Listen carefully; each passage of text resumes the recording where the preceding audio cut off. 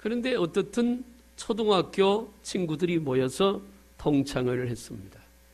한 10대 모였는데 그 할머니들이 모여가지고 누가 그렇게 얘기했습니다. 우리가 옛날에 국민학교 때 불렀던 교가를 기억할 사람이 있냐? 그러고 물었습니다. 하도 오래된 얘기니까 다들 이구동성으로 말했습니다. 교가를 어떻게 지금까지 기억하겠냐? 그렇게 말했어요. 그런데 그때 한 할머니가 내가 알고 있지 라고 자신감 있게 나와서 말을 했습니다. 다른 할머니들이 이 할머니에게 물었습니다. 그래? 그럼 한번 불러봐라.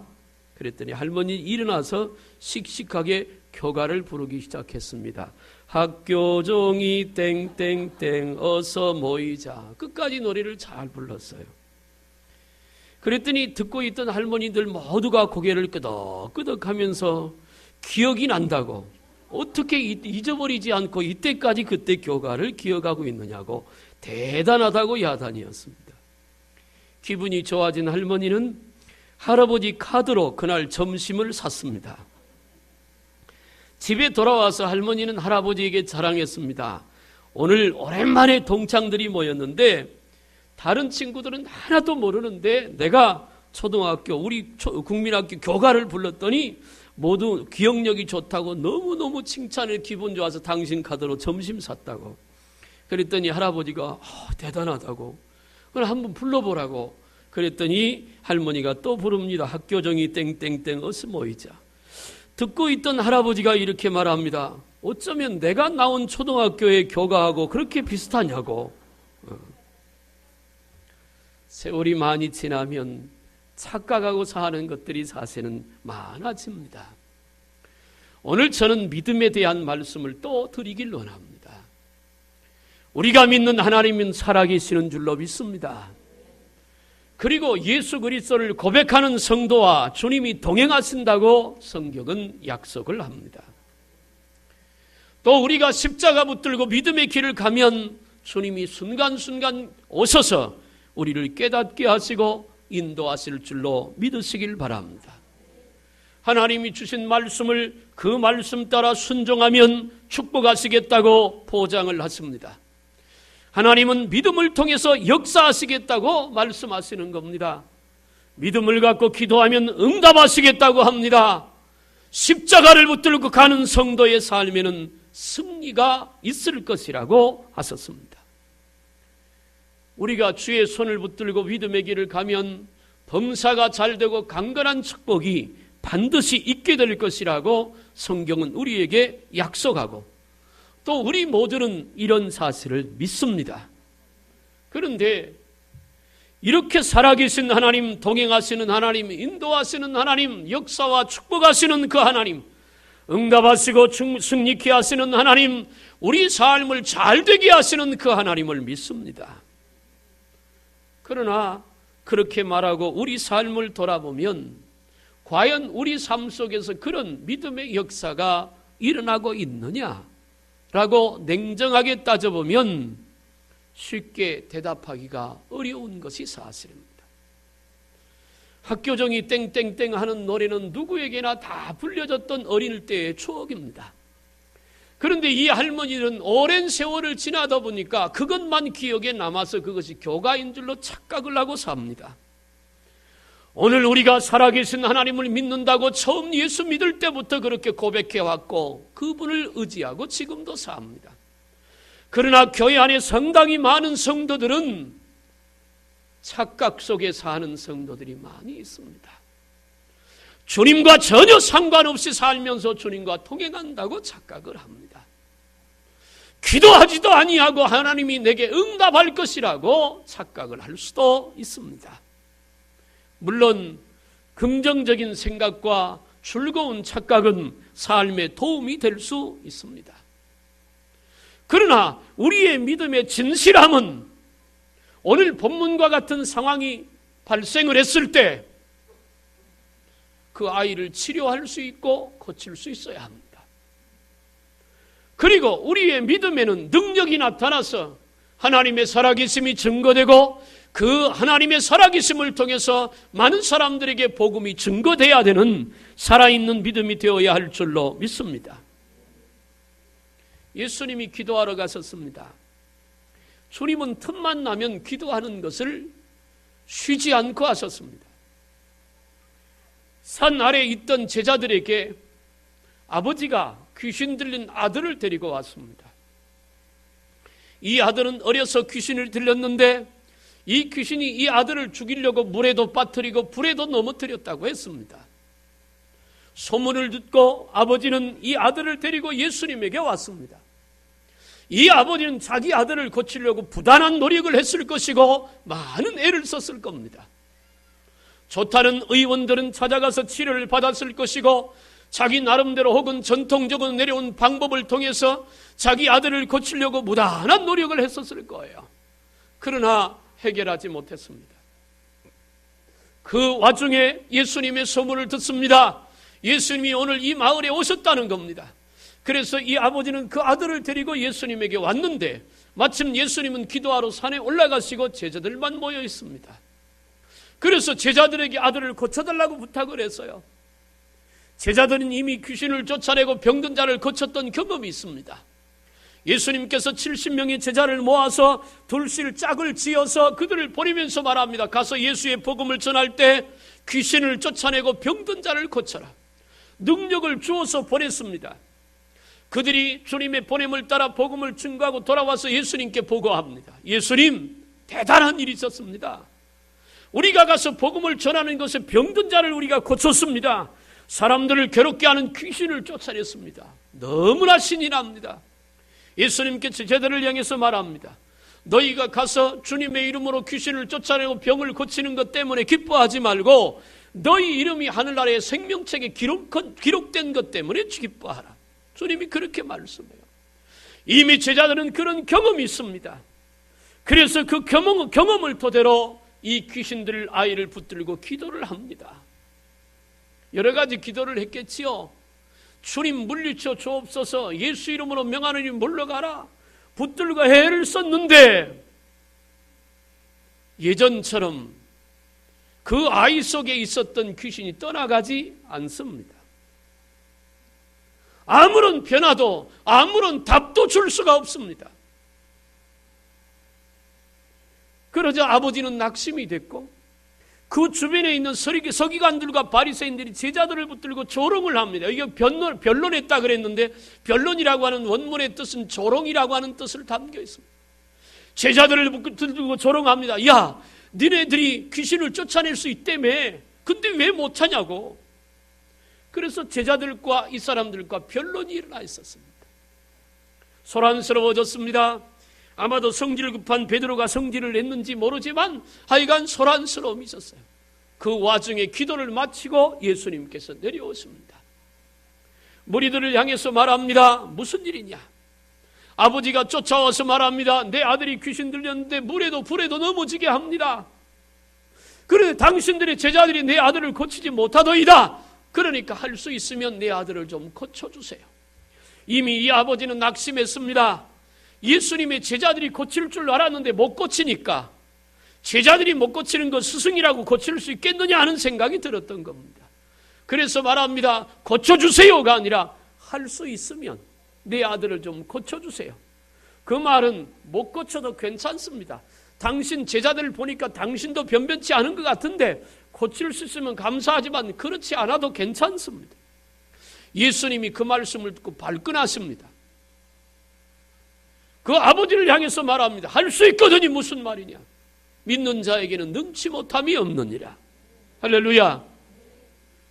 이 아버지가 예수님의 발끈하는 그 소리를 듣고 아이고 내가 실수했구나 깨달아서 소리를 지르면서 큰 소리로 예수님에게 말합니다. 예수님, 내가 믿나이다. 나의 믿음 없음을 도와주소서. 그리고는 주님은 그 아버지의 고백을 들으시고 그 아버지가 데리고 온 아들을 고쳐준 줄로 믿습니다. 그리고는 상황이 종료됐습니다. 모였던 사람들도 떠납니다. 제자들과 예수님만 남았습니다. 그때 제자 하나가 예수님께 와서 조용히 묻습니다. 예수님, 전에는 우리가 귀신도 쫓아내고 전에는 병도 고쳤는데 왜 지금은 그런 역사를 왜 이 아이를 고치지 못했습니까? 그랬더니 예수님께서 그 제자들에게 답을 줍니다. 기도 외에는 이런 유가 나갈 수 없느니라. 원문에 있는 것이 하나 빠진 게 있습니다. 기도와 금식 외에는 이런 유가 나갈 수 없느니라. 똑같은 사건에 마태복음에서는 뭐라고 하느냐면 믿음이 없는 세대여 그랬습니다. 그 말을 합쳐서 얘기하면 이런 것입니다. 믿음이 없는 기도, 기도가 없는 믿음은 이런 역사를 일으킬 수가 없다. 그 말. 사랑하는 여러분, 나는 저와 여러분들의 믿음의 삶 속에서 우리가 가는 곳에 귀신이 떠나가고, 우리가 예수 이름으로 기도하면 병든 자가 고쳐지고, 우리가 예수 이름으로 부르짖을 때 하늘문이 열려지고, 응답의 역사가 있어 간증거리가 있고, 살아계신 하나님을 삶 속에서 날마다 경험하는 그런 승리의 믿음의 역사가 있게 되기를 주님의 이름으로 축원합니다. 하나님은 살아계십니다.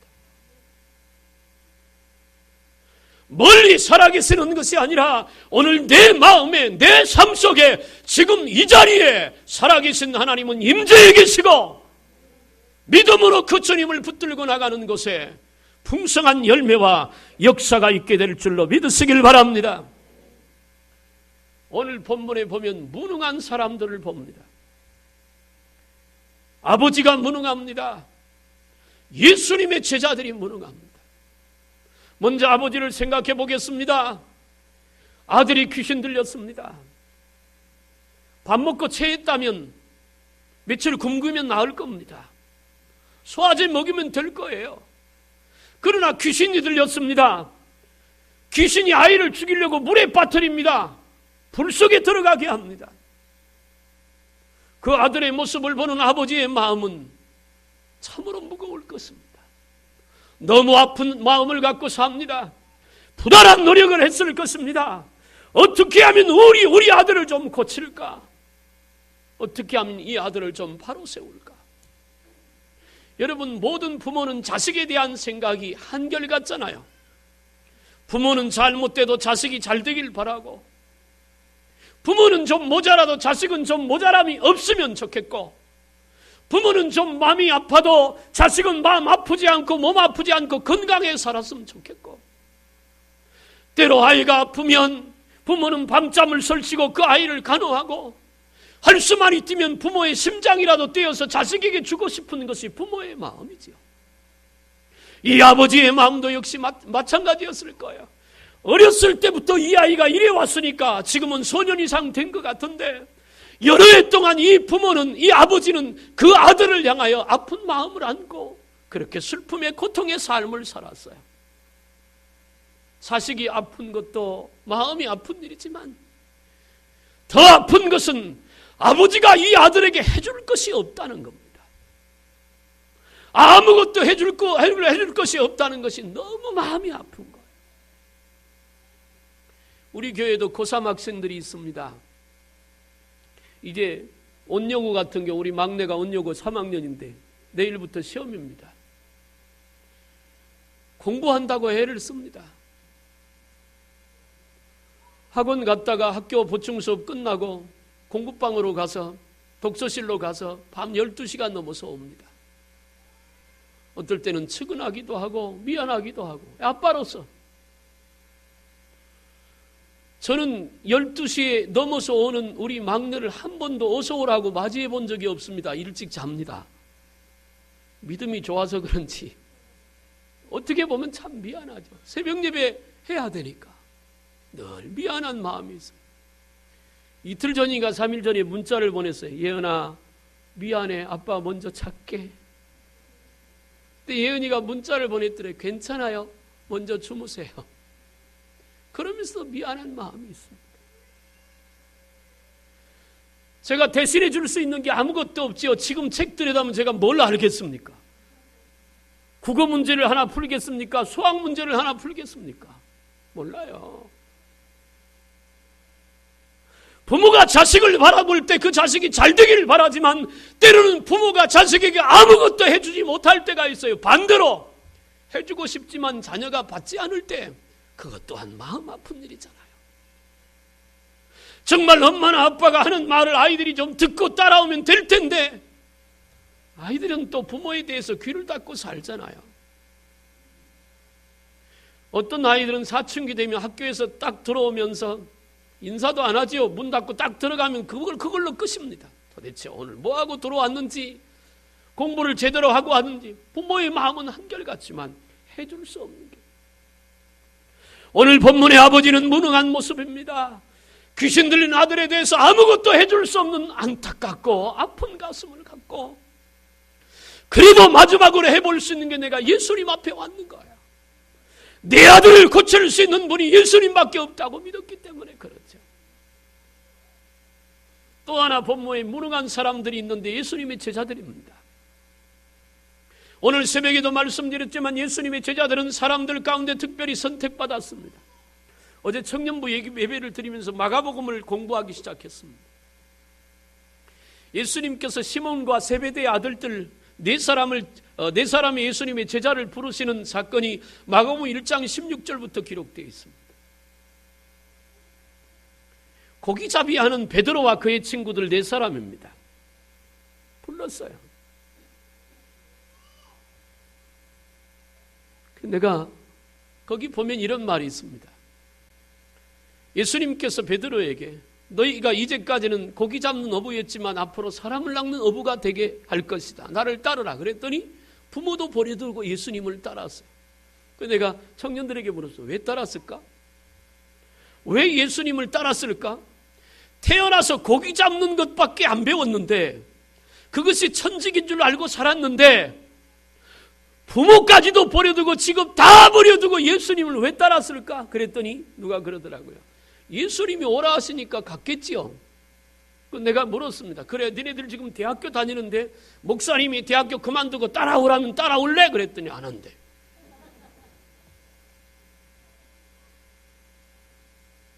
왜 따랐을까요? 예수님이 오라고 한다고 모든 거 다 버려두고 예수님을 쫓아갈 수 있을까요? 그랬더니 누가 그러더라고요. 뭔가 있었겠지요. 뭔가 있었어요. 누가복음에 가보면 사건이 하나 있습니다. 똑같은 내용인데 마태와 마가는 그 내용 중에 이 부분을 뺐지만 누가는 기록해두고 있어요. 베드로와 친구들이 밤새 고기를 잡았지만 한 마리도 잡지 못하다 그 아침에 예수님이 오셔서 배를 타고 육지에서 좀 떼게 하신 다음에 베드로에게 말합니다. 배 오른편에 그물을 던져보라. 그랬더니 베드로가 말합니다. 내가 밤이 맺도록 수고하여 그물을 내렸지만 한 마리 고기도 잡지 못했지만 선생님 말씀에 의지해서 그물을 내리겠습니다. 그리고 그물을 내렸더니 그물이 찢어질 정도로 고기를 많이 잡았는 친구들 배를 불러가지고 2배의 고기가 가득했더라. 그 사건이 베드로와 그의 친구들이 가족들을 다 버리고 삶의 터전 버리고 예수님을 따라올 수 있었던 것은 이런 생각입니다. 그 당시까지 예수님이 누군지 제자들은 몰라요. 베드로와 거기 있는 사람들 아직 예수님이 유명하지 않을 때니까 그분이 어떤 분인지 잘 몰라요. 그런데 예수님의 말씀 따라 그물을 내렸다가 고기를 잡고 깨달은 게 있어요. 이걸 깨달아서 야! 이 선생님 따라가면 대박 나겠다. 그거 깨달은 거예요. 예수님 따라가면 대박 날 것 같다. 왜? 우리 여기서 자라서 바다를 이렇게 자라는 우리도 한 마리 고기 못 잡았는데 그분 말씀 따라가니까 고기가 엄청나게 잡는 걸 보니까 대박 날 거야. 여러분 예수 잘 따르면 대박 납니다. 그래서 제자들이 처음 예수님을 쫓아가게 된 거예요. 그런 제자들이 무능합니다. 귀신을 아이 하나 붙들고 그 아이를 고치지 못합니다. 귀신을 쫓아내지 못합니다. 무능한 거예요. 오늘 한국교회에서 믿음의 능력이 나타나야 할 줄로 믿습니다. 우리 큰 사랑께서도 믿음의 능력이 나타나야 할 줄로 믿습니다. 사람들에게 붙은 귀신이 떠나가야 하고 병든 자가 고침받아야 하고 하나님의 살아계시는 역사가 나타나야 합니다.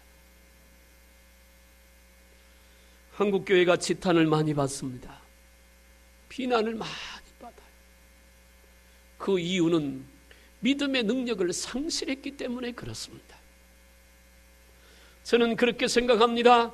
내가 들어간 회사가 위태위태 문을 닫을 지경이라면 내가 예수 믿는 것 때문에 하나님께서 그 회사를 붙들어 줄 수 있도록 믿음의 능력이 우리 가운데 있어야 하고 나타나야 할 줄로 믿으시길 바랍니다. 다 안 된다 하지만 내가 그 일 맡아 하면 되는 능력이, 그런 믿음의 능력이 우리 가운데 있어야 합니다. 다 죽겠다고, 다 못 살겠다고 낙심하고 좌절한 이 시대에도 나는 할 수 있다고, 내가 살아계신 하나님을 믿으니 나는 이렇게 산다고 당당하게 삶을 통해서 주님을 향한 믿음을 보여주어야 할 줄로 믿으시길 바랍니다. 한적하고 평화로운 작은 마을에 술집이 생겼어요. 술집 옆에 교회가 하나 있었는데 마을 사람들과 교인들이 걱정을 하기 시작했습니다. 야, 술집 없던 우리 마을에 술집이 생겼으니까 젊은이들이 술에 빠져서 타락하면 어떡하겠느냐고. 교인들은 말합니다. 술집이 교회 앞에 서면 어떠냐, 어떻게 하냐고, 교회가 얼마나 손해를 보겠느냐. 그래서 교회에서 기도를 시작했습니다. 하나님, 저 술집이 불타서 없어지게 하옵소서. 진짜 불이 나서 타버렸습니다. 그랬더니 술집 주인이 소송을 걸었습니다. 교회에서 우리 술집이 불타서 없어지라고 기도해가지고 불타서 불이 났다고. 재판서상에 교회 목사님하고 술집 주인하고 교인들하고 불려왔습니다. 재판장이 묻습니다. 목사님, 술집이 불타서 없어지라고 기도했습니까? 그랬더니 목사님이 말합니다. 그렇게 기도하긴 했지만 그랬다고 불이 났겠습니까? 그러니까 술집 주인이 말합니다. 아닙니다. 저 사람들이 그렇게 기도했기 때문에 불이 났습니다. 술이 언쟁을 했어요. 재판장이 판결을 내렸습니다. 어느 쪽이 잘못했든 간에 분명한 것은 술집 주인은 기도의 능력을 믿는데 목사님과 교인들은 기도의 능력을 믿지 않습니다. 믿음은 술집 주인이 더 좋습니다. 그런 판결을 내렸다는 것입니다. 우리 그리스도인들이 회복되어야 될 것이 믿음의 능력입니다. 포기하거나 낙심할 이유도 없습니다. 하나님 살아계시니까. 내가 아무것도 없다고 무슨 문제입니까? 하나님이 붙들고 역사하시면 되는 거고, 모자라면 채우실 것이고, 연약하면 강건하게 붙잡아 주실 것이고, 내 머리로 안 되면 좋은 사람 붙여주실 것이고, 중요한 것은 믿음입니다. 무능에서 탈출하는 믿음의 능력과 역사가 나타나는 그런 믿음의 성도가 되기를 주님의 이름으로 축복합니다. 하나님은 믿음의 사람을 통해서 역사하십니다. 아무리 숫자가 많아도 믿음이 없으면 아무런 역사도 이룰 수 없습니다. 그러나 숫자가 작아도 믿음이 있으면 하나님의 역사는 지금도 일어날 줄로 믿으시길 바랍니다. 여리고성을 점령할 때 가장 결정적인 역할을 했던 사람들은 법궤를 메고 여리고성을 졸았던 제사장들도 아니고 그 뒤를 따랐던 이스라엘 백성들도 아닙니다. 기생 라합의 믿음입니다. 기생 라합이에요. 그는 술 파는 사람이지만 정탐꾼이 들어왔을 때 하나님께서 이 성을 이미 점령하신 줄로 믿고 정탐꾼을 숨겨줍니다. 그리고 부탁합니다. 나중에 이 성이 점령되거든 나와 우리 가정을 살려주소서. 그랬더니 정탐꾼이 말합니다. 그래, 그럼 창가에 표시를 해두어라. 이 기생이 말합니다. 라합이 말합니다. 거기다 붉은 줄을 내려놓을 테니까 이 집만은 살려두라. 그래서 살았습니다. 붉은 줄은 예수님의 십자가의 대속의 보혈을 말합니다. 사랑하는 여러분, 믿음의 한 사람을 통해서 하나님의 위대한 역사가 일어날 줄로 믿으시길 바랍니다.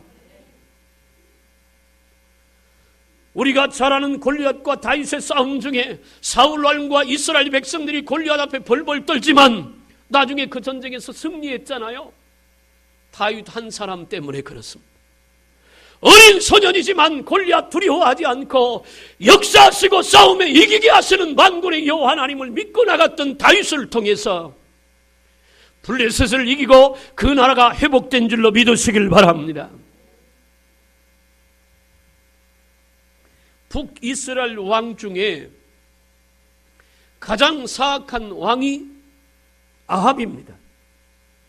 그의 부인이 이세벨이에요. 성경에서 그들보다 사악한 왕들은 없었습니다. 그것 때문에 이스라엘 백성들이 하나님을 다 배반하고 하나님의 단이 무너지니까 하나님께서 그 땅에 진노를 해서 3년 6개월 동안 비가 한 방울도 오지 않게 합니다. 그런데 그 무서운 아합과 이세벨을 이긴 사람이 엘리야입니다.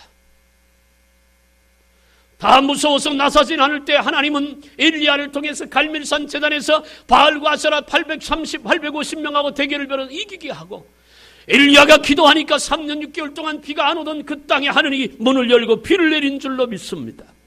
믿음입니다. 한 사람의 믿음. 이 자리에 있는 여러분, 한 사람의 믿음이 여러분의 가정을 살리고 여러분이 속한 직장을 살리고 우리 큰 사람께 믿음이 언양을 살리고 대한민국을 살릴 줄로 믿으시길 바랍니다. 히브리서 11장 6절에 믿음이 없이는 하나님을 기쁘시게 못한다고 했습니다. 사랑하는 여러분, 믿음에는 능력이 있어야 합니다. 하나님 나라는 말에 있지 않고 능력이 있다고 말씀드렸잖아요. 말만 잘한다고 하나님의 역사가 있는 것이 아니라 말은 적게 해도 역사는 나타날 수 있습니다. 주님은 고치신다고 했으면 그 사실을 믿으면 고침을 받을 줄로 믿습니다. 주님이 응답하실 것을 믿으면 믿음으로 기도하면 응답하십니다. 믿음대로 된다고 하는 말은 긍정적인 말이지만 그러나 그 내용 속에는 무서운 부정적인 뜻도 담겨 있습니다. 안 된다고 믿으면 안 되는 것이고 못한다고 믿으면 못하는 것이고 이 병이 안 나을 거라고 믿으면 안 나을 겁니다. 어려울 것이라고 믿으면 어려울 것이에요. 그러나 반대로 믿음대로 된다고 했으니까 될 줄로 믿으면 됩니다. 병 고쳐질 줄로 믿으면 고쳐집니다. 해결할 줄로 믿으면 해결될 줄로 믿습니다. 앞길이 열어질 줄로 믿으면 그렇게 앞길이 열어질 줄로 믿으시길 바랍니다. 제자들은 이걸 잊어버렸어요. 믿음을 잊어버렸어요. 믿음을 잊어버리니까 자연적으로 따라오는 게 하나 있습니다. 기도도 잊어버리는 거예요. 누가 기도하는 줄 아십니까? 살아있는 믿음을 가진 성도가 기도합니다. 믿음이 없는 사람은 기도 안 합니다. 그러니까 우리도 우리 자신을 좀 돌아봐야 합니다. 내가 예수를 믿는다고 고백하고 생각하면서도 앞에 말했던 할머니들처럼 착각하고 살진 않는지, 내가 정말로 살아계신 하나님을 믿는다면 기도할 수밖에 없잖아요. 한숨 한 번 쉬기 전에, 좌절하고 낙심하기 전에 살아계신 하나님 앞에 기도할 수밖에 없는 거죠. 그게 살아있는 믿음이니까. 왜 안 되고 왜 못합니까? 하나님 계시는데. 자꾸 찾으면 만나주시겠다고 약속하고, 구하는 것은 들어주시겠다고 약속하고, 두드리면 열리겠다고 약속하시는데, 믿음이 회복되기를 주님의 이름으로 축복합니다. 이 제자들의 무능함에 대한 해답은 예수님에게 있습니다. 제자들이 예수님께 물었습니다. 왜 우리는 이 아이를 고치지 못했습니까? 주님이 한마디로 정리합니다. 기도 외에는 이런 유가 나갈 수 없느니라. 기도와 금식 외에는 이런 유가 나갈 수 없느니라. 마태복음이나 다른 똑같은 내용을 기록하고 있는 사복음서의 내용을 덧붙여서 얘기하면 이런 얘기입니다. 믿음의 기도는 역사하는 힘이 많으니라. 야고보서인 말씀인데, 결국 믿음이 없기 때문이고 기도하지 않았기 때문이라 그 말입니다. 나는 우리 큰 사랑교회 성도들 모두가 믿음이 새로워지기를 주님의 이름으로 축복합니다. 에베소서 2장 8절에 보니까 믿음은 하나님의 선물입니다. 이왕 예수를 믿을 때 끌려가는 믿음 되지 말고 앞장서가는 적극적이고 열정적인, 그래서 삶 속에서 하나님의 역사가 나타나는 그런 살아있는 믿음의 소유자가 되기를 주님의 이름으로 축복합니다. 그런 믿음이 돼야죠. 안 믿자니 두렵고 믿자니 힘들고 얼마나 믿음 생활이 어렵겠습니까? 그렇게 어설프게 가지 말고 여기 아버지처럼 할 수 있거든 고쳐주세요. 해주면 감사하고 안 해주면 그냥 가지요 뭐. 이게 아닙니다. 하나님 앞에 설 때마다 하나님은 분명히 살아계시고 그 하나님은 오늘도 내 안에 계시고 나를 인도하시고 내가 찾으면 만나줄 것이고 내가 기도하면 응답 주실 것이라고 확실히 믿고 오늘 안 됐으면 내일 또 하고 내일 안 됐으면 그 다음날 또 하고 믿음으로 기도하는 여러분들 되기를 주님의 이름으로 축복합니다. 예수님에게 해답이 있는 거예요. 지난 주일날 설교 제목이 내 믿음대로 될지어다였습니다. 우리가 얼만큼 믿느냐에 따라 하나님의 역사가 나타나기 시작하는 거예요. 믿음의 분량을 말합니다. 얼마만큼 믿느냐. 충만이라고 하는 말은 가득 찼다는 말이에요. 나는 저와 여러분들의 믿음이 충만한 믿음이 되길 바랍니다. 자그마한 일부터 큰 일까지 살아계신 하나님이 섭리하심을 믿고 인도하심을 믿고 믿음으로 승리하는 여러분 꼭 되기를 주님의 이름으로 축복합니다. 그 하나님을 믿는다면 기도하십시오. 기도와 금식 외에는 이런 유가 나갈 수 없느니라. 기도 외에는 믿음의 능력이 나타날 수 없느니라. 다 바쁩니다. 다 시간이 없습니다. 다 피곤합니다. 그러니까 하지 말자고요? 그럴 수도 있겠지요. 그러면 다 바쁘고 다 피곤하고 다 힘드니까 그러니까 기도도 하지 말고 아무것도 하지 말자. 답은 하나입니다. 실패입니다. 무능한 그리스도인입니다. 무능한 아버지처럼 무능한 제자들처럼 아무것도 할 수 없는 겁니다. 마귀의 함정에 빠져서는 안 됩니다. 다 피곤하다고 말하고 다 바쁘다고 말하고 다 기도할 시간이 없다고 마귀는 우리 교회에 와서 속삭입니다. 그거 이겨야 합니다. 교회 나와서 기도 못하면 집에서라도 시간 정해놓고 기도하세요. 기도와 금식 외에는 이런 능력이 나갈 수 없다는 것입니다. 아버지가 데리고 왔던 귀신 들린 아들 모습이 남의 얘기가 아닐 수도 있습니다. 그것이 내 문제일 수도 있고 그것이 내 가정의 모습일 수도 있습니다. 이겨야지요. 이미 예수님은 십자가의 모든 것을 다 이기셨다고 말씀했으니까 그 예수님의 이름의 능력을 갖고 성령의 충만함을 가지고 마귀와 싸워 이길 수 있는 유일한 믿음 말씀의 검을 들고 영적인 이 믿음의 싸움에서 이겨서 하나님의 영광을 드리는 저와 여러분들이 되기를 주님의 이름으로 축복합니다.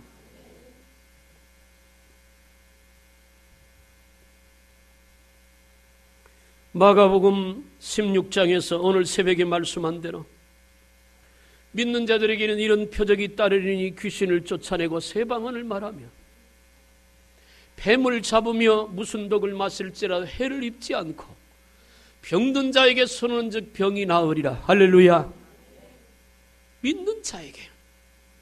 믿는 자에게 이런 표적이 따를 것이다. 이제 말씀을 마치려고 합니다.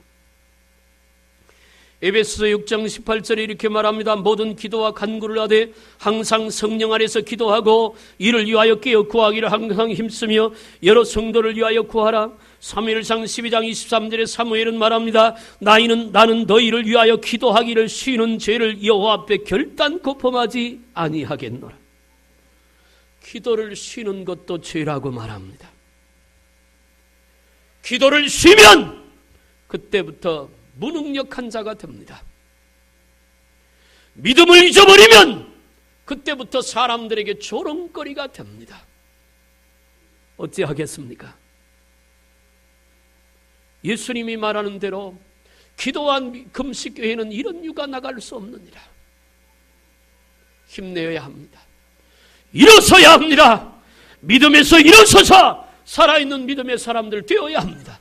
이를 위하여 기도해야 합니다. 하나님 내게 믿음을 주옵소서. 내가 귀신을 쫓아내고 병든 자를 고칠 수 있도록 하나님 나를 써주시옵소서.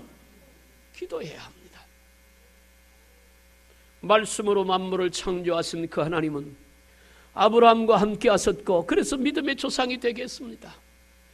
그 하나님은 여호수아와 함께서 가나안을 정복하게 했고 그 하나님께서 베드로와 함께서 바다 위를 걸었고 바울과 함께서 전 세계 복음을 전파하겠습니다. 우리가 믿는 하나님이 그 하나님이고 우리가 믿는 하나님이 그 기적의 하나님인 줄로 믿습니다. 그러면 우리 믿음이 살아있고 영이 깨어 하나님과 영적인 기도의 교통을 이루면 우리 삶 속에서 이런 기적은 일어납니다. 믿음의 능력자가 됩시다. 깨어 기도해서 믿음의 능력자로 하나님의 살아계심을 온 만방에 증거하고 우리가 가는 곳에 흑암의 권세가 물러가고 귀신이 떠나가고 마귀가 무너지고 죽은 자가 살아나고 병든 영혼이 고침받고 삶의 문제가 해결되는 믿음의 역사가 풍성하게 나타나는 우리 모두가 되기를 주님의 이름으로 축복합니다. 기도하겠어요. 살아계신 하나님 아버지, 오늘 또 우리를 불러주셔서 무능했던 아버지의 모습을 통해서 무능했던 제자들의 모습을 통해서 우리를 보게 하시고 예수님에게서 그 답을 찾게 하심을 감사합니다. 우리가 믿는 하나님은 살아계십니다. 졸거나 주무시도 않습니다. 고로 그 하나님의 역사는 우리 삶 속에 나타나야 할 줄로 믿습니다. 그럼에도 불구하고 어렵습니다. 이제 하나님 앞에 섭니다. 믿음은 하나님의 은혜요 선물이라 했으니 이 자리 머릿속엔 사랑하는 영혼들에게 믿음의 충만함을 주옵소서. 그리고 여러 가지 이유와 핑계가 있지만 이제부터라도 깨어 기도하게 하여 주셔서 기도에는 이런 유가 나갈 수 없다고 했던 주님의 말씀 따라 기도함으로 믿음의 능력 있게 하여 주옵소서. 예수님의 이름으로 기도하옵나이다. 아멘.